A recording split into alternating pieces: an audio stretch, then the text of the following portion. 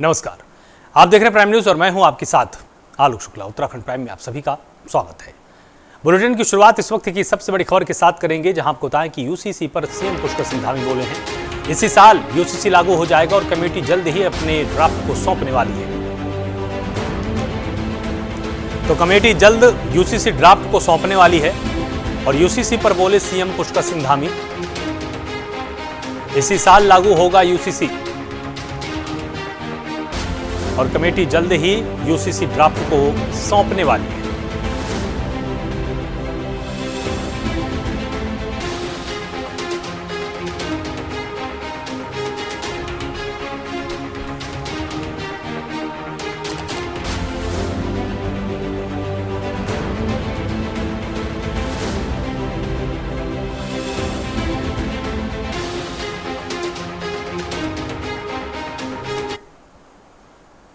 मुख्यमंत्री पुष्कर सिंह धामी ने शुक्रवार को चंपावत जिले के देवीधरा स्थित मां बाराही धाम में लगने वाले प्रसिद्ध बग्वाल मेले में प्रतिभाग किया है। मुख्यमंत्री धामी ने मां बाराही मंदिर में विधि विधान से पूजा अर्चना कर राज्य की खुशहाली की कामना की और मां बाराही धाम में 4 खाम 7 थोक के बीच खेले जाने वाले प्रसिद्ध पाषाण युद्ध के साक्षी बने हैं। इस दौरान मुख्यमंत्री ने नगर पंचायत पार्टी की स्थापना के साथ ही प्राथमिक स्वास्थ्य केंद्र, देवीधुरा सुविधाओं का उच्चीकरण, एम्बुलेंस की तैनाती, आवासीय परिसर का सुधारीकरण के साथ ही कई महत्वपूर्ण घोषणाएं भी की हैं। मुख्यमंत्री ने कहा कि यह स्थान आध्यात्मिक रूप से जितना समृद्ध है, प्राकृतिक रूप से उतना ही अधिक मनोरम है। इस अलौकिक भूमि का न केवल ऐतिहासिक महत्व रहा है, बल्कि इस क्षेत्र का पौराणिक महत्व भी किसी से छिपा नहीं है। उन्होंने कहा कि संस्कृति की महानता के विषय में आम लोगों को जागृत करने का काम हमारे ऐतिहासिक मेले करते हैं और बग्वाल का ये ऐतिहासिक मेला भी इसी का एक अनुपम उदाहरण है।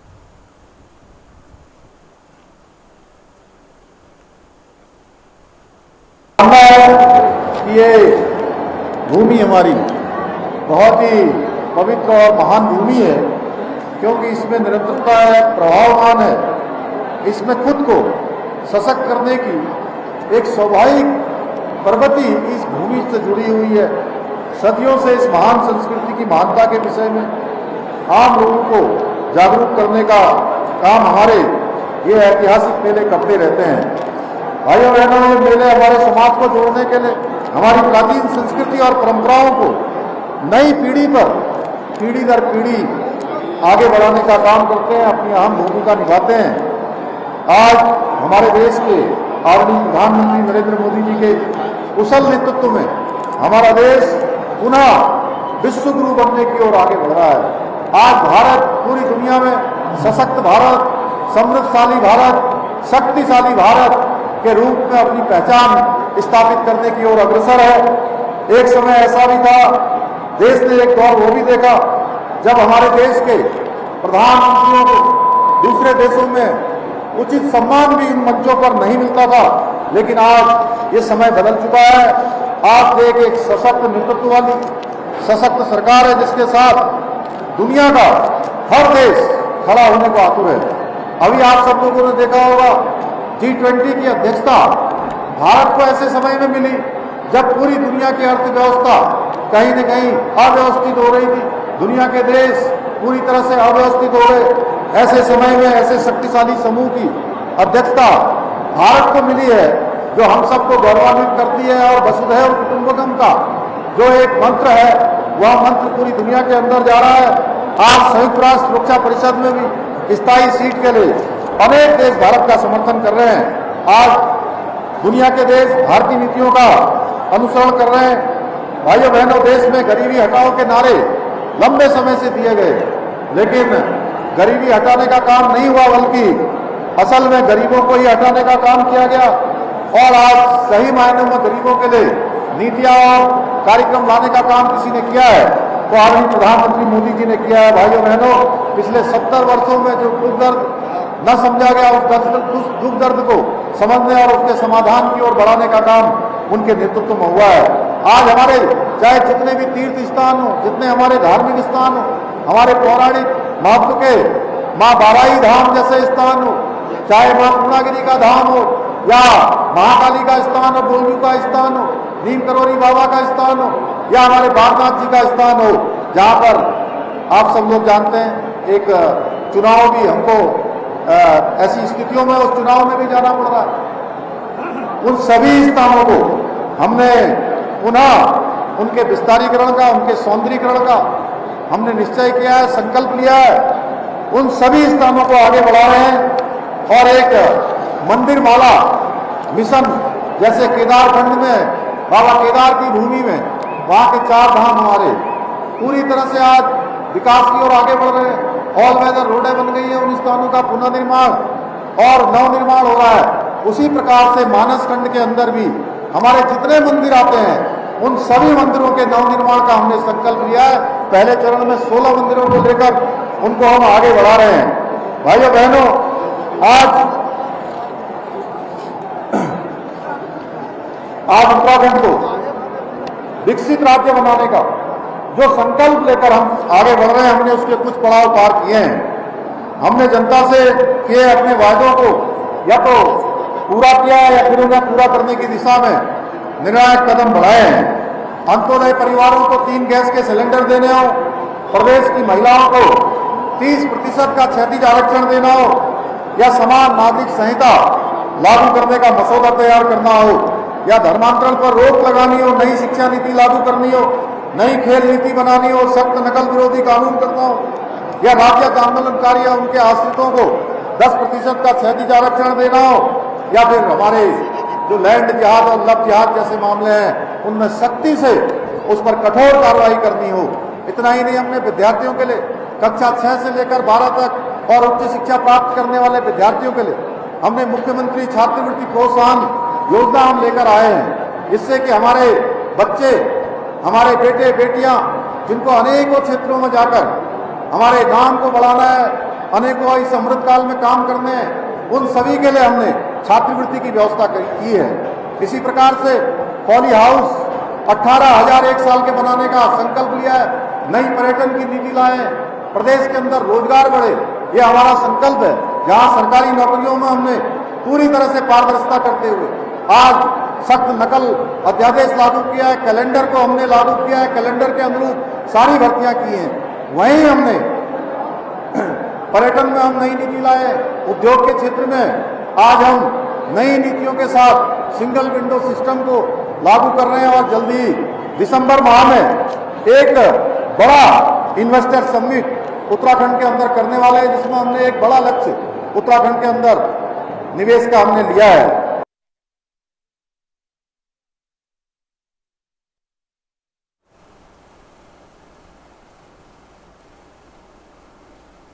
मुख्यमंत्री पुष्कर सिंह धामी की बड़ी बहन ने रक्षा सूत्र बांधकर भाई और बहन के अटूट प्रेम के प्रतीक रक्षाबंधन के पावन पर्व की शुभकामनाएं दी हैं।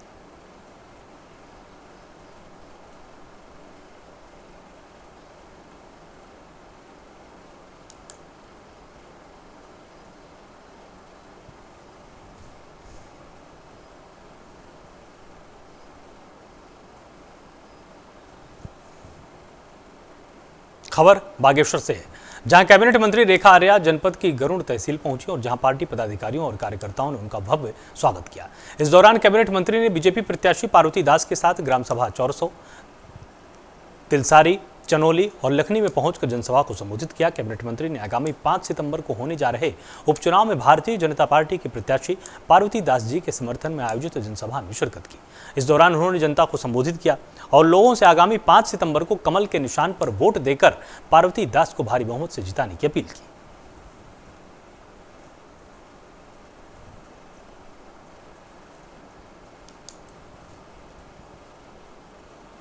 मेरा विधायक छन और हमारे उत्तराखंड सरकार में मंत्री छन और बहुत कर्मठ हमारे नेता छन और लगातार रही और सुमेश्वर साथ साथ बागसेर पूरा विधानसभा नहीं बागसेर पूरा जिला विकास चिंता न करनी यह हमारे बहन श्रीमती आदरणीय रेखा आर्या जी। रुड़की की मालवीय चौक पर आज बीजेपी महिला मोर्चा ने जिला अध्यक्ष प्रतिभा चौहान के नेतृत्व में रसोई गैस सिलेंडर के दाम कम होने पर एक दूसरे को मिठाई खिलाकर प्रधानमंत्री नरेंद्र मोदी का आभार व्यक्त किया है। इस दौरान महिला मोर्चा के कार्यकर्ताओं ने नरेंद्र मोदी जिंदाबाद के नारे भी लगाए। इस दौरान बीजेपी महिला मोर्चा की जिलाध्यक्ष प्रतिभा चौहान ने रक्षाबंधन के अवसर पर पीएम नरेंद्र मोदी का घरेलू गैस सिलेंडर के दाम 200 रुपए कम करने पर शुक्रिया अदा किया है। इस दौरान महिला मोर्चा के कार्यकर्ताओं ने एक दूसरे को मिठाई खिलाकर खुशी जताई है।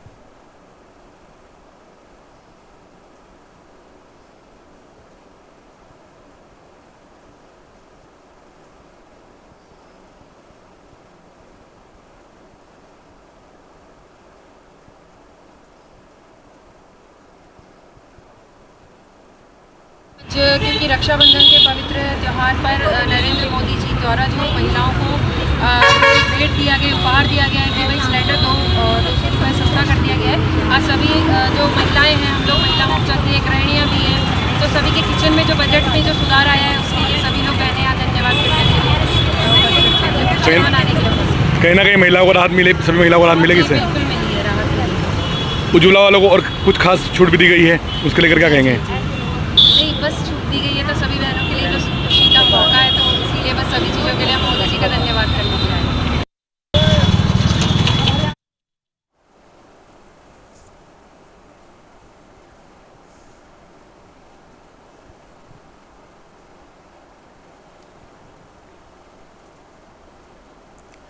रुड़की के काशीपुरी चौक के पास कांग्रेस ओबीसी विभाग के प्रदेश कार्यालय पर असंगठित कामगार कांग्रेस के प्रदेश उपाध्यक्ष सम्मान समारोह का आयोजन किया गया। कार्यक्रम के दौरान समस्त कार्यकर्ताओं ने कांग्रेस ओबीसी विभाग के प्रदेश कोऑर्डिनेटर रणवीर नागर के नेतृत्व में नवनियुक्त प्रदेश उपाध्यक्ष मेलाराम प्रजापति का फूल मालाओं से स्वागत किया। इस दौरान मेलाराम प्रजापति ने कहा कि उन्हें जो जिम्मेदारी दी गई है उसके लिए वो राष्ट्रीय और प्रदेश नेतृत्व का आभार व्यक्त करते हैं।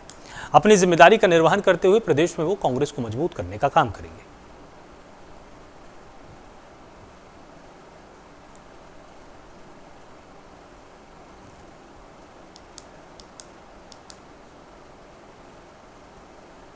डोईवाला ब्लॉक सभागार में उत्तराखंड सरकार के कैबिनेट मंत्री सुबोध उनियाल ने जन सुनवाई करते हुए क्षेत्र के लोगों की समस्याओं को सुना है।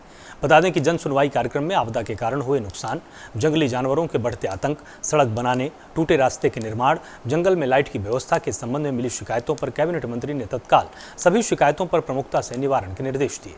इस अवसर पर डोईवाला के विधायक बृजभूषण गैरोला, ब्लॉक प्रमुख भगवान सिंह पोखरियाल, CDO देहरादून झरना कमठान के साथ तमाम विभागीय अधिकारी और क्षेत्र के जनप्रतिनिधि मौजूद रहे। सरकार की प्राथमिकताओं में है कि हर प्रभारी मंत्री हर महीने अपने प्रभार के जिले के एक विकासखंड में जन अदालत जिसे कह सकते हैं, जनता के बीच जाकर के जनता की समस्याओं को सुनकर और उनके निराकरण के लिए काम करें।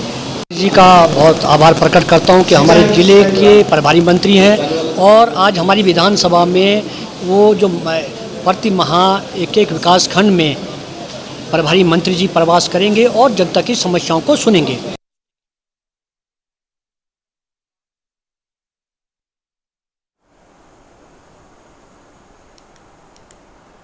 मसूरी नगर पालिका में फैले भ्रष्टाचार और अनियमितता को लेकर उत्तराखंड शासन ने कार्रवाई शुरू कर दी है। इसको लेकर उत्तराखंड शासन के शहरी विकास विभाग ने नगर पालिका अध्यक्ष अनुज गुप्ता और अधिशासी अधिकारी राजेश नैथानी को कारण बताओ नोटिस जारी कर दिया है, जहां समिति की जांच रिपोर्ट के अनुसार नगर पालिका परिषद मसूरी के विभिन्न कार्यों में निविदाओं में उत्तराखंड अधिप्राप्ति नियमावली 2017 और संगत शासनादेशों का अनुपालन न किए जाने वाले अनियमितताओं की पुष्टि की गई है। वहीं पालिका अध्यक्ष अनुज गुप्ता को अपना स्पष्टीकरण दिए जाने को लेकर 15 दिन का समय दिया गया है।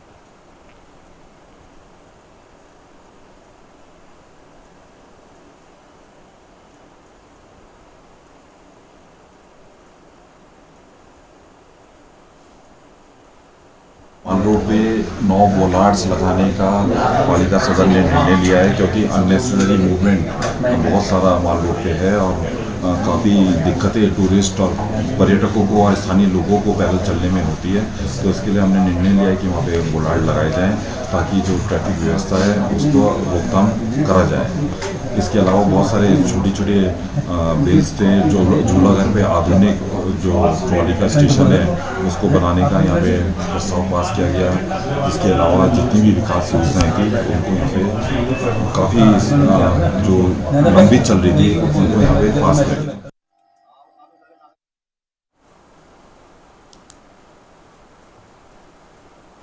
रुड़की में उत्तराखंड किसान मोर्चे के बैनर तले 4 सितंबर को किसान अपनी मांगों को लेकर एक विशाल धरना प्रदर्शन करने जा रहे हैं। इसको लेकर किसान मोर्चा के कार्यकर्ता गांवों में किसानों के संपर्क करने में जुटे हुए हैं। आपको बता दें कि 24 अगस्त को भी किसानों ने एक महापंचायत का आयोजन किया, जिसमें किसानों का आरोप है कि पिछले दिनों बारिश से किसानों को भारी नुकसान हुआ है, लेकिन सरकार मुआवजे के नाम पर किसानों के साथ छल कर रही है। वहीं किसानों ने सत्ता और विपक्ष के दोनों जनप्रतिनिधियों पर समस्याओं को गंभीरता से न लेने का आरोप लगाया। वहीं किसानों ने समस्याओं का कोई हल नहीं होने पर लोकसभा चुनाव में इसका खामियाजा भुगतने की चेतावनी दी है।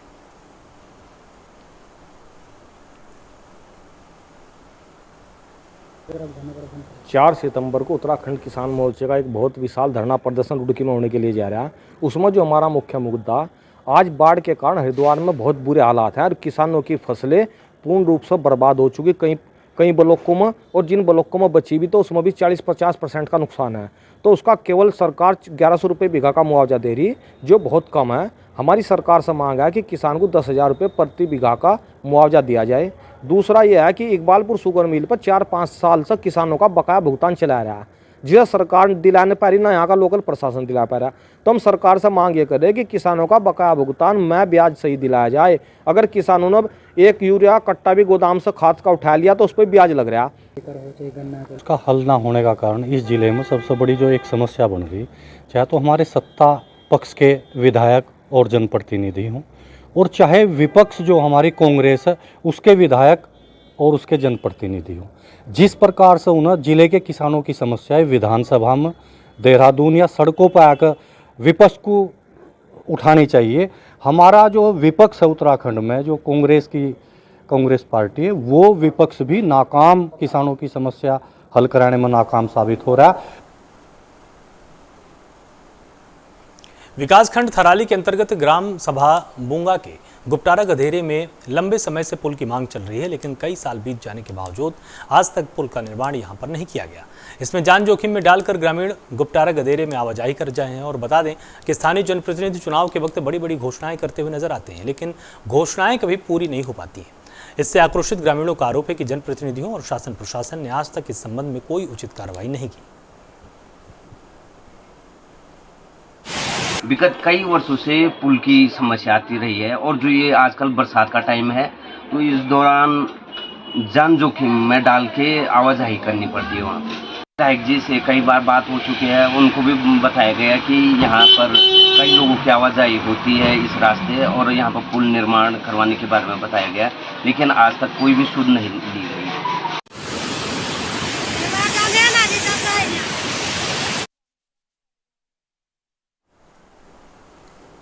रुद्रप्रयाग में बीती रात्रि को जनपद मुख्यालय के जवाड़ी बाईपास पर एक कार अनियंत्रित होकर अलकनंदा नदी में गिर गई। कार में 2 व्यक्ति सवार थे, जिसे स्थानीय लोगों ने नदी में उतरकर एक घायल व्यक्ति को नदी से बाहर निकाला। इस दौरान सूचना पर एनडीआरएफ और डीडीआरएफ की टीमें मौके पर पहुंची, जिसके बाद घायल को जिला चिकित्सालय भेजा गया। कार चालक प्रमोद जगवाड़ सुमाड़ी तिलवाड़ा लापता है।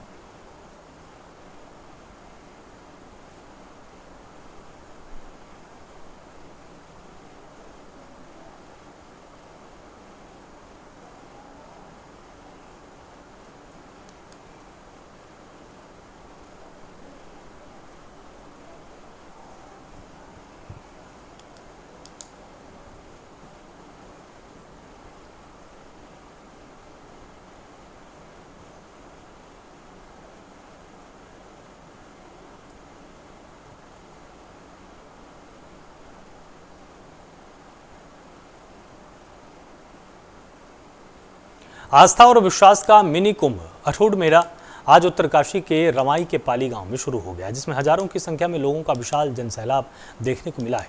8 साल बाद भेड़ बकरियों का ये पर्व अठूट मेला चारों ओर कुदरत के नज़ारे और बादलों की जमीन पर आना स्वर्ग की अनुभूति करा देता है।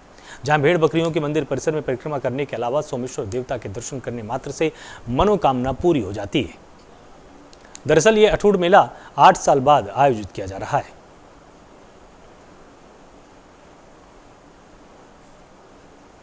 मंत्री जी का सबसे पहले तो ग्राम सभा पाली का बहुत बहुत धन्यवाद कि जिन्होंने अपनी सांस्कृतिक धरोहर को सजाने संवारने के लिए इतने बड़े मेले का आयोजन किया है। और उसके बाद माननीय मंत्री गणेश जोशी का बहुत बहुत धन्यवाद कि उन्होंने ग्राम सभा पाली का ये निमंत्रण स्वीकार किया और जो भी ग्राम सभा पाली ने यहाँ पे उनके सम्मुख मांगे रखी उन्होंने उनको पूरा करने का आश्वासन दिया। और मैं मंत्री जी का बहुत बहुत आभार व्यक्त करता हूँ कि इन्होंने यहाँ पे कृषक सामुदायिक भवन के लिए घोषणा करी है।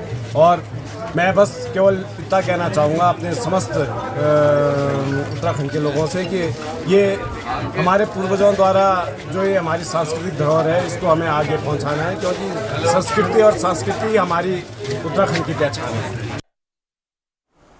कोटद्वार के झंडा चौक स्थित पीडब्ल्यूडी कैंप कार्यालय में विधानसभा अध्यक्ष और क्षेत्रीय विधायक ऋतु खंडूरी ने कार्यकर्ताओं के साथ रक्षाबंधन का त्यौहार मनाया है। इस दौरान बड़ी संख्या में बीजेपी कार्यकर्ताओं ने विधानसभा अध्यक्ष को रक्षा सूत्र बांधकर और मिठाई खिलाकर उनकी दीर्घायु और मंगल जीवन की कामना की है। इस अवसर पर विधानसभा अध्यक्षा ने क्षेत्र की जनता को राखी के पावन पर्व की शुभकामनाएं दी है।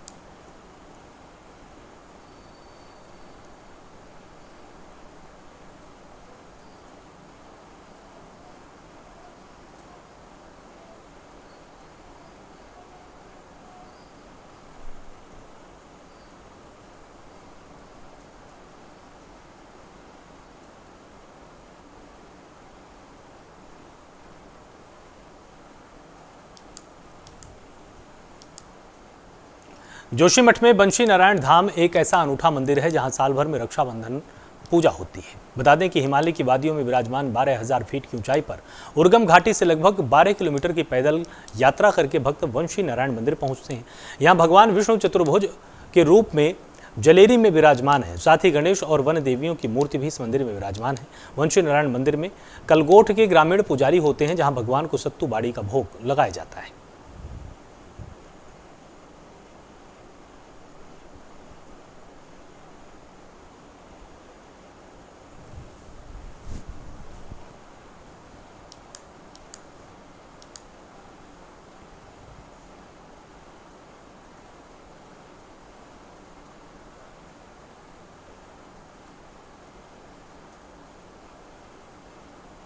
रक्षाबंधन के पर्व को देखते हुए स्कूली छात्राओं ने आज विधायक कार्यालय पहुंचकर स्थानीय विधायक राजकुमार पौड़ी को राखियां बांधी। इस दौरान छात्राओं ने अपने हाथों से बनाई गई राखियां विधायक को बांधी हैं और उनकी लंबी उम्र की कामना की है। इस मौके पर कार्यालय में मौजूद अन्य लोगों को भी छात्राओं ने राखी बांधी। इस मौके पर विधायक राजकुमार पौड़ी ने छात्राओं द्वारा अपने हाथों से निर्मित की गई राखियों की जमकर सराहना की है। तो यहाँ पे आज हम रक्षाबंधन का कार्यक्रम मना रहे हैं। हमारा मेन उद्देश्य ये था कि बच्चों को अपने संस्कार से जोड़ना, ताकि बच्चे भी जान सके कि हम रक्षाबंधन का त्यौहार क्यों मनाते हैं, किस लिए मनाते हैं। क्योंकि आज में जिस हिसाब से यहाँ का वातावरण हो रहा है कि लड़कियाँ आजकल सेफ नहीं है, तो उस हिसाब से हमें बच्चों को ये याद दिलाना है, भैयाओं को, कि जो लड़के हैं उनका मेन उद्देश्य ये है कि अपनी बहनों की रक्षा करना और उनके साथ जहाँ पे भी क्या हो, गलत हो, वहाँ पे उनका सहयोग करना। इसीलिए हम आज ये रक्षाबंधन का त्यौहार मना रहे हैं। पहले तो हमारा उद्देश्य ये था, क्योंकि राखी तो हर कोई खरीद सकता है, लेकिन हमारे विद्यालय में कुछ ऐसे भी निम्न वर्ग के हैं कि जो इसके लिए सक्षम नहीं है। तो हमारा उद्देश्य ये था कि जो भी घर में वेस्ट मटेरियल है उसी से हम क्यों ना एक राखी बनाएं, ताकि सारे बच्चों को समान स्तर से देखा जाए। कोई बच्चा तो बहुत अच्छी राखी ले आता है 10-20 रुपए की, कोई नहीं खरीद पाता है। तो इसीलिए हम समान स्तर के हिसाब से हमने सभी बच्चों को कहा कि वेस्ट मटीरियल से ही कुछ ना अच्छी राखी बनाएं, और बच्चों ने बहुत अच्छा प्रयास किया है। देते हैं कल अवकाश होता है, इसे उसके हम एक पूर्व संध्या पर अपने विद्यालय में अपनी भैया बहनों के बीच इस त्यौहार को, प्रत्येक त्यौहार को, महापुरुष की जयंतियाँ होती हैं, इनको मनाते हैं, ताकि भैया बहन जो हमारा विद्यालय का जो वातावरण है, हमारे यहाँ बच्चे और बेटा शब्द नहीं होता है, भैया बहन शब्द हैं। तो इससे जो संस्कार हैं, संस्कृति है, वो विद्यालयों से ही आगे समाज में जाएगी। और आज जो संस्कार की जो वातावरण जो बताने की बात व्यवस्था है, वो इन्हीं विद्यालयों से सीख करके जाते हैं। इस समय हमने एक नया प्रयोग किया कि जो हमारी बहनें हैं, ये बाज़ार से न खरीदते हुए और अपने घर में जो रॉ मटेरियल होता है, इससे राखियाँ तैयार करके लाएं, और बहुत अच्छा परिणाम इन बहनों ने दिया है। सारी अपने हाथों से बनी हुई राखियाँ हैं जी। यहाँ पर अपना जो विद्यालय पहले जो किराए पे चलता था, अपने श्रीमान लुंगी सिंह जी, विनोद सचदेवा जी और अनेकों, विनोद नौटियाल जी, ऐसे लोग इस विद्यालय से जुड़े रहे। तो 1986 में अपने जो भारत रत्न हैं स्वर्गीय श्री अटल बिहारी वाजपेयी जी, पूर्व प्रधानमंत्री भी रहे हैं, उनके मार्गदर्शन में और इस विद्यालय की नींव पड़ी है।